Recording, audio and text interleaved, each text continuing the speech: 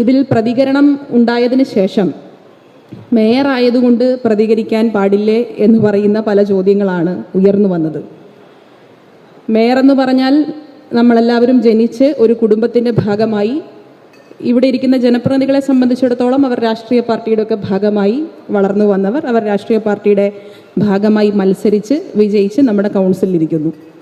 ജനപ്രതിനിധികളും സാധാരണ മനുഷ്യന്മാരാണ്, അത് ഏത് സ്ഥാനത്തിരിക്കുന്ന ജനപ്രതിനിധികളാണെങ്കിലും. നമ്മൾ പലപ്പോഴും ചിന്തിക്കാതെ പോകുന്ന കാര്യം, ഇത്തരം സംഭവങ്ങൾ ഉണ്ടാകുമ്പോൾ പ്രതികരിക്കാൻ ശീലിപ്പിക്കുന്ന ഒരു സമൂഹത്തെയാണ് നമ്മളെപ്പോഴും വാർത്തെടുക്കാൻ ശ്രമിക്കുന്നത്. എനിക്ക് എൻ്റെ അനുഭവത്തിൽ നിന്ന് പറയാൻ ആഗ്രഹിക്കുന്ന ഒരു കാര്യം, പല പെൺകുട്ടികളും ഇത്തരം വിഷയങ്ങൾ ഉണ്ടാകുമ്പോൾ നമ്മളോടൊക്കെ വ്യക്തിപരമായി വന്ന് ഇത്തരം വിഷയങ്ങൾ പറയുന്ന പലരുമുണ്ട്, നമ്മൾ ജനപ്രതിനിധികളായതുകൊണ്ട്.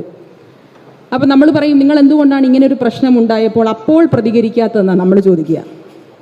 ഈ അപ്പോൾ പ്രതികരിക്കുമ്പോൾ ഉണ്ടാകുന്ന മാനഹാനിയും അതിലുണ്ടാകുന്ന പ്രയാസവുമാണ് നമ്മളിപ്പോൾ 2 ദിവസമായി കണ്ടുകൊണ്ടിരിക്കുന്നത്. എനിക്ക് വലിയ പ്രയാസമുണ്ട്. ഞാൻ ഒരു പക്ഷേ തുടർന്ന് സംസാരിച്ചാൽ വികാരത്തോടു കൂടി ഞാനൊരു പ്രയാസത്തിൽ പോകുന്നുള്ളത് കൊണ്ട് ഞാൻ പല കാര്യങ്ങളും പറയുന്നില്ല. കാരണം ഒരു സ്ത്രീയെ സംബന്ധിച്ച് ഇതൊരു പ്രശ്നം തന്നെയാണ്. ആ പ്രശ്നത്തിൽ മേയർ ആര്യ രാജേന്ദ്രൻ മാത്രമല്ല, അതിനപ്പുറം എൻ്റെ സഹോദരൻ, എൻ്റെ സഹോദരൻ്റെ ഭാര്യ, മറ്റൊരു സഹോദരൻ, എൻ്റെ ഭർത്താവ് അടങ്ങുന്ന എൻ്റെ കുടുംബമുണ്ട്. ആ കുടുംബം പ്രതികരിക്കുന്നത് ഒരു തെറ്റായ സന്ദേശം ഈ നാട്ടിൽ വരാതിരിക്കാൻ വേണ്ടിയാണ്. നമസ്കാരം, കർമ്മ ന്യൂസിലേക്ക് സ്വാഗതം. എല്ലാ പ്രതിരോധവും പൊളിഞ്ഞു എന്ന് കണ്ടപ്പോൾ വിക്ടിം കാർഡ് ഇറക്കിയിരിക്കുകയാണ് mayor Arya Rajendran. Oscar award കിട്ടത്തക്ക തരത്തിലുള്ള അഭിനയമാണ് ഇവിടെ ഈ ഭാഗത്ത് കാഴ്ചവെച്ചത് എന്ന് പറഞ്ഞാലും അതിശയോക്തിയില്ല. സകല പ്രതിരോധവും പാളി എന്ന് കണ്ടപ്പോൾ 19ാമത്തെ അടവെടുത്തിരിക്കുകയാണ്. വിതിമ്പി കരഞ്ഞു പോയിട്ടുണ്ട് മേയർ ആര്യ രാജേന്ദ്രൻ. ഇടയ്ക്ക് അവർ ന്യായീകരിക്കാൻ പറയുന്നത് സാധാരണക്കാരെ പോലെ പ്രതികരിച്ചതാണ് എന്നാണ് പറയുന്നത്. പെണ്ണ്, സ്ത്രീ, പോരെങ്കിൽ ഭർത്താവ്, ബന്ധുക്കൾ, കുടുംബം തുടങ്ങിയ കാര്യങ്ങളൊക്കെ കൃത്യമായി ചേരുംപടി ചേർത്തിട്ടുണ്ട്. അതിനുശേഷമാണ് ഈ വിതിമ്പിക്കരച്ചിൽ. ന്യായമായിട്ട് പറയുന്നതോ സാധാരണക്കാർ പ്രതികരിക്കുന്ന പോലെ പ്രതികരിച്ചതാണെന്ന്. സാധാരണക്കാർക്ക് പ്രതികരിക്കാം, പക്ഷേ തിരഞ്ഞെടുക്കപ്പെട്ട ഒരു മേയർ തെരുവിൽ കിടന്ന് ഷോ കാണിക്കരുത് എന്നേ ഏറ്റവും ലളിതമായിട്ട് പറയാനുള്ളൂ. നിങ്ങൾക്ക് നിങ്ങളുടെ അധികാരം വെച്ചുകൊണ്ട് തന്നെ അധികാരത്തിൻ്റെ വഴിയിലൂടെ അല്ലെങ്കിൽ നിയമത്തിൻ്റെ വഴിയിലൂടെ വേറെ എന്തൊക്കെയോ മാർഗങ്ങളുണ്ടായിരുന്നു. പക്ഷേ അതൊക്കെ എന്തുകൊണ്ട് നിങ്ങൾ ചെയ്തില്ല?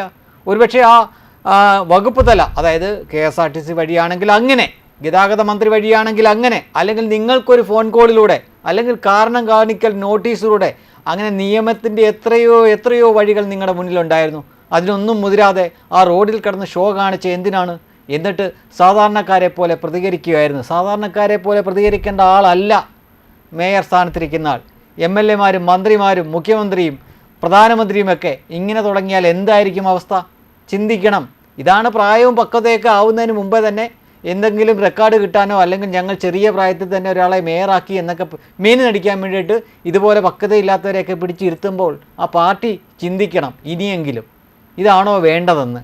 അല്ലാതെ സകല രീതിയിലും സകല പ്രതിരോധവും പൊളിഞ്ഞു കഴിയുമ്പോൾ ഇരുന്ന് കരയുന്ന ഒരാളെ അല്ല വേണ്ടത്.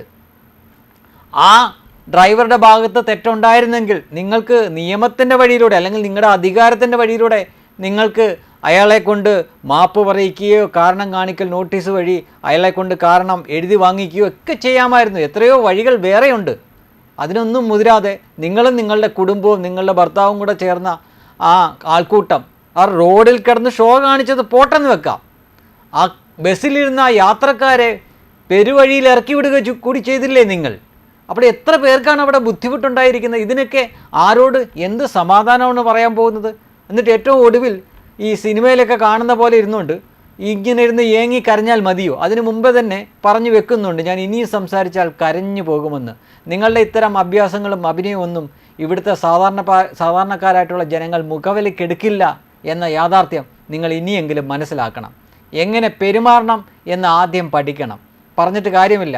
നിങ്ങളുടെ പാർട്ടി, നിങ്ങൾ എത്ര മികച്ച വ്യക്തിയാണെങ്കിലും ശരി, നിങ്ങൾ എത്തപ്പെട്ടിരിക്കുന്ന പാർട്ടി അങ്ങനത്തെ ഒരു പാർട്ടിയാണ്. നിങ്ങൾ ആദ്യം തന്നെ ഇതിലേക്ക് ലൈംഗികമായിട്ടുള്ള ആരോപണങ്ങളാണ് കൊണ്ടുവന്നത്. അയാൾ അശ്ലീല ആംഗ്യം കാണിച്ചു, അങ്ങനെ ചെയ്തു, ഇങ്ങനെ ചെയ്തു എന്നൊക്കെ പറഞ്ഞ് അത് അയാൾ ബസ്സിലും നിങ്ങൾ കാറിലും ആയതുകൊണ്ട് നിങ്ങൾ അതിലൊതുക്കി. അല്ലായിരുന്നെങ്കിൽ എന്നെ കയറി പിടിച്ചു എന്ന് വരെ പറയാൻ മടിക്കില്ലായിരുന്നു. അതാണ് ആ പാർട്ടി. ആ പാർട്ടിയുടെ ഒരു ശൈലി അതാണ്. പണ്ട് കാലം തൊട്ടേ അങ്ങനെയാണ്. അപ്പോൾ പിന്നെ കൂടുതൽ പറഞ്ഞിട്ട് കാര്യമൊന്നുമില്ല. ഇനിയിരുന്ന് കരഞ്ഞിട്ടും കാര്യമില്ല. വെബ് ഡെസ്ക് കർമ്മ ന്യൂസ്.